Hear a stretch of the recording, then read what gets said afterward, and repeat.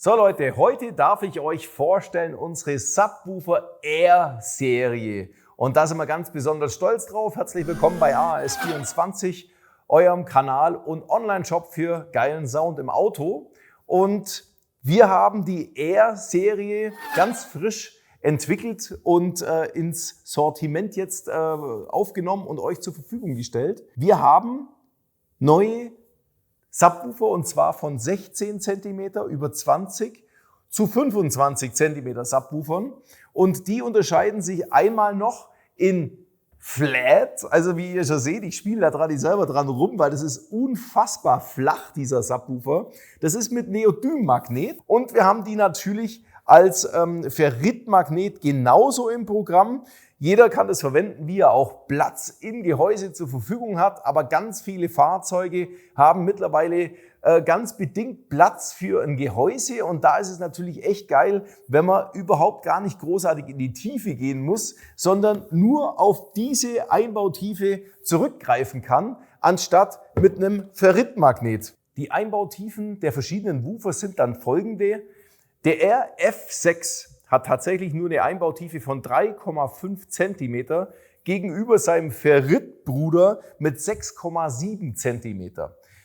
Beim 20 cm Subwoofer haben wir hier als Flat-Version, also der F6, sind es nur noch 4,3 cm Einbautiefe, irre wenig, gegenüber seinem Ferrit-Bruder mit 7,6 cm Einbautiefe und den 25er, also den F10, den gibt's auch nur als Flat-Lösung aktuell, weil wir dafür einfach nur als Problemlöser diesen Woofer entwickeln lassen haben. Der hat eine Einbautiefe von 6,8 cm für einen 25 cm Subwoofer. Das ist extrem wenig, ich würde sogar fast sagen, es ist einer der flachsten Subwoofer mit 25 cm auf dem Markt. Auch das Gewicht ist natürlich hier sehr unterschiedlich. Wir haben beim R6 tatsächlich 1,6 Kilogramm. Das ist also relativ normal für so einen Magneten, aber der Flat, der F6, hat tatsächlich nur 0,4 Kilogramm. So ähnlich schaut es beim 20 cm Subwoofer auch aus. Wir haben hier die Ferrit-Version, hat 2,8 Kilo und 0,8 Kilo hat die 20 cm Bass-Version. Ist vielleicht auch gerade bei Tür-Subwoofern auch sehr entscheidend, dass da nicht allzu viel Gewicht beim Türe-Zuschlagen immer da mitarbeitet, damit alles irgendwie zu stark belastet wird. Deswegen ist natürlich so ein leichter Subwoofer, der ja die gleiche Performance bringt wie der Ferritmagnet, natürlich geil. Aber der teure Magnet macht natürlich auch den gesamten Lautsprecher etwas teurer, aber dafür extrem flach, aber genauso leistungsstark wie mit so einem dicken, fetten Ferritmagnet. Der RF10 hat ein Gewicht von 1,45 Kilo. Irrsinnig. Zum Thema Neodymmagneten mag ich euch noch ein bisschen was erzählen. Ihr seht ja hier überhaupt gar keinen Magnet im ersten Moment. Der Magnet geht nämlich nach innen rein. Der fällt auch von der ganzen Größe viel, viel kleiner aus. Deswegen kann er auch nach innen reingestülpt werden, weil der so eine starke magnetische Wirkung hat durch dieses Neodym, dass nur sowas möglich ist. Neodym-Magneten kosten natürlich auch deutlich mehr als ein Ferritmagnet, aber haben natürlich extreme Vorteile. Der Hubfaktor und so weiter, das ist alles identisch gegenüber dem Ferritmagneten. Auch wenn der so nach nichts eigentlich ausschaut, hat er die gleiche Performance wie der Ferrit-Bruder. Alle Airwoofer haben bereits hinten eine Dichtscheibe aufgebracht, dass ihr da nichts mehr abdichten müsst, sondern ihr könnt den Woofer direkt nehmen und in eure Vorlage reinschrauben und dichtet automatisch ab. Die Terminals, die sind beim 6 Zoll Woofer, also beim 16 cm Lautsprecher, sehr, sehr robust angebracht mit Lötfahnen.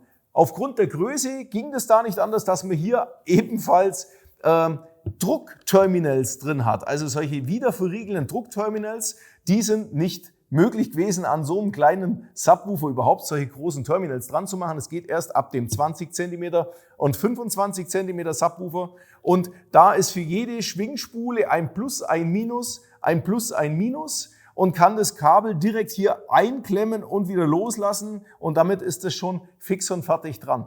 Alle vorgestellten Woofer gibt es immer in 2x2 Ohm oder 2x4 Ohm. Dementsprechend heißen die D2 oder D4 für Doppelschwinge mit 2 Ohm oder Doppelschwinge mit 4 Ohm. So geht das Ganze durch und jeder kann so seinen Anwendungsbereich oder für seinen Anwendungsbereich den passenden Subwoofer auswählen. Die Leistungsklassen sind der 6 Zoll mit 150 Watt RMS, 200 Watt die 20 cm Subwoofer und 300 Watt der 25 cm Subwoofer. Besonders erwähnenswert sind die breiten und festen Gummisicken, die für einen sehr, sehr ausgiebigen Hub zuständig sind und auch die extrem harte Dustcap, damit natürlich auch hier großer Druck im Gehäuse entstehen kann, ohne dass der Subwoofer kaputt geht.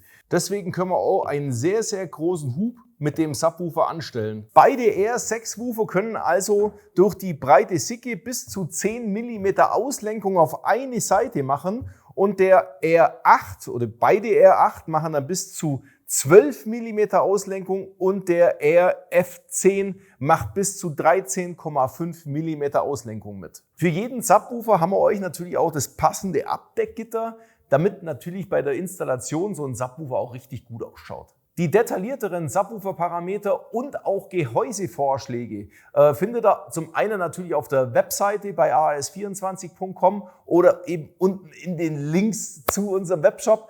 Auch Gehäusevorschläge findet ihr dort passend zu dem einzelnen Woofer und wir blenden euch auch jetzt gleich noch als Schlussbild die Gehäusevorschläge mit ein und ich bedanke mich schon mal fürs Zuschauen und wir stehen euch gern bei der Beratung von dem Subwoofer zur Verfügung. Ruft uns einfach an im Support oder schickt uns eine E-Mail.